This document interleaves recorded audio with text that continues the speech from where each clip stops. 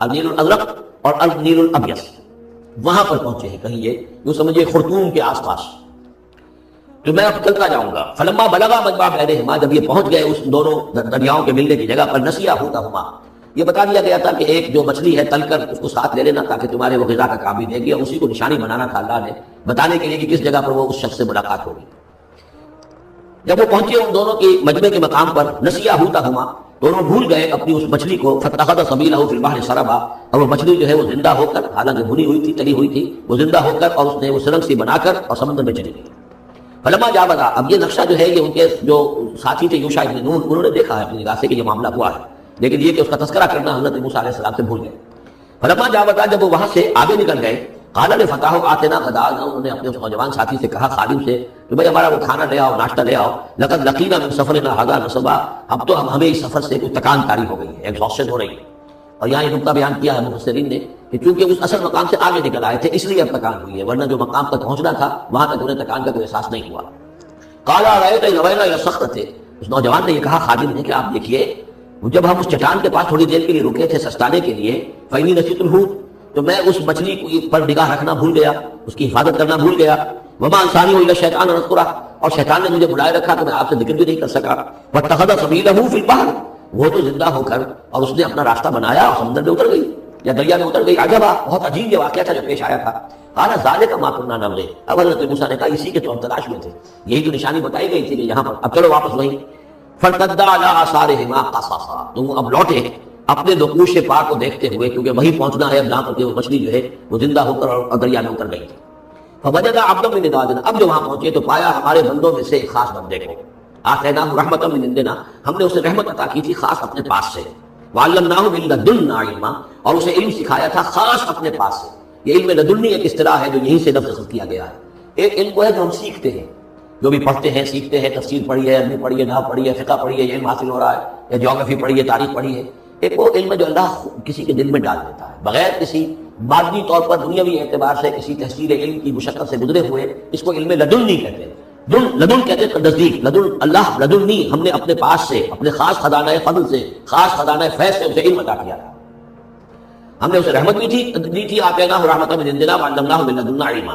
قال له موسیٰ، ان سے کہا موسیٰ نے، حل اتبعک، اگر آپ اجازت دیں تو میں کچھ عرصہ آپ کے ساتھ رہوں، علی ان تعلمنی مما علمت رشدا، لیکن اس لیے اس شرط کے ساتھ کہ آپ مجھے بھی سکھائیں کچھ جو آپ کو علم دیا گیا ہے، اور جو بڑی سعادت مجھے اللہ نے بتایا ہے کہ آپ کو اللہ نے بڑا عقل، بڑی سمجھ بوجھ اور بڑی حکمت عطا کی ہے۔ قال انک لن تستطیع معی صبرا، انہوں نے کہا کہ دیکھو تم میرے ساتھ رہ کر صبر نہیں کر سکو گے، وکیف تصبر علی ما لم تحط بہ خبرا، کیسے صبر کرو گے اس چیز پر کہ جس کا کہ علم تمہارے پاس نہیں ہے، جس کا تم نے احاطہ نہیں کیا ہے، تمہیں تو بات بڑی غلط لگے گی، عجیب سی لگے گی۔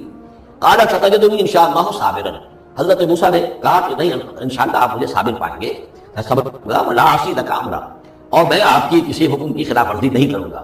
اب دیکھیے یہاں انشاءاللہ صبر کے ساتھ تو آ گیا، ولا اعصی لک امرا، آپ کے حکم کی خلاف ورزی نہیں کروں گا، یہاں انشاءاللہ نہیں آیا، اور اسی میں خلاف ورزی ہو گئی، یعنی یہ کہ انہوں نے جو حکم دیا تھا پھر اس کی وہ پابندی نہیں کر پائے۔ ولا تقولن لشیء انی فاعل ذلک غدا، اس کے ساتھ اس کو جوڑ لیجیے جو پڑھا ہے اسی صورت میں، حضور سے کہا گیا تھا کبھی نہ یہ کہیے گا، یہاں بھی کہتے ہیں انشاءاللہ میں کوشش کروں گا، انشاءاللہ اللہ تعالیٰ کے فضل و کرم سے میں آپ کے حکم کی خلاف ورزی نہیں کروں گا۔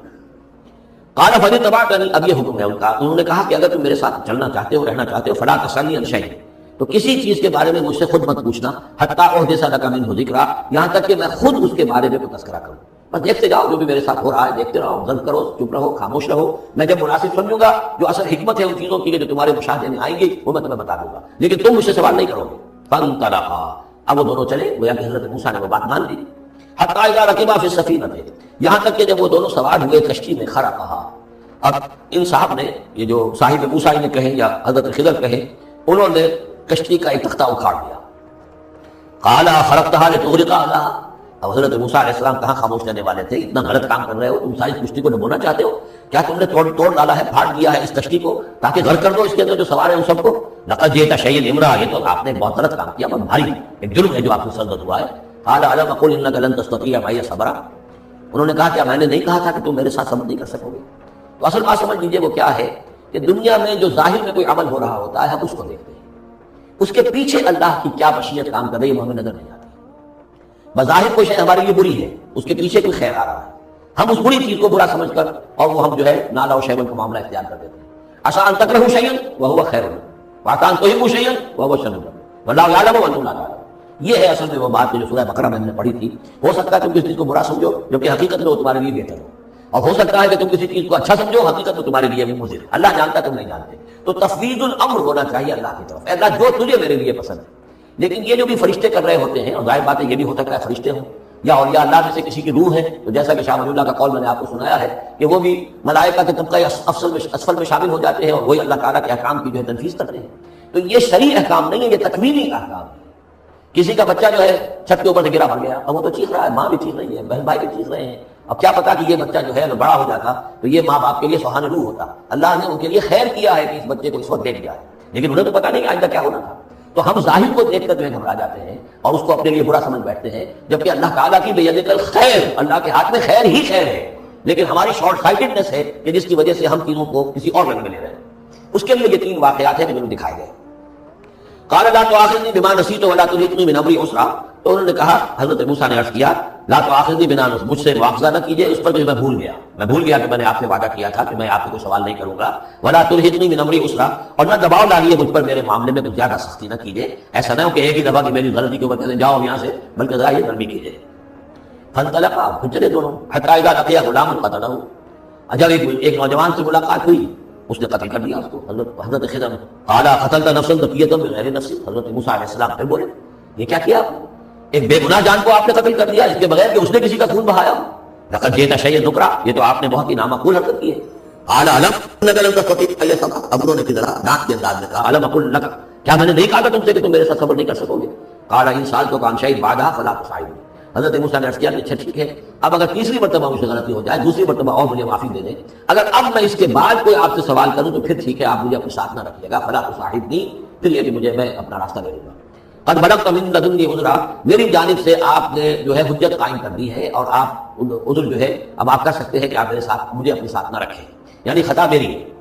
فانطلقا، پھر چلے. حتی اذا اتیا اہل قریۃ استطعما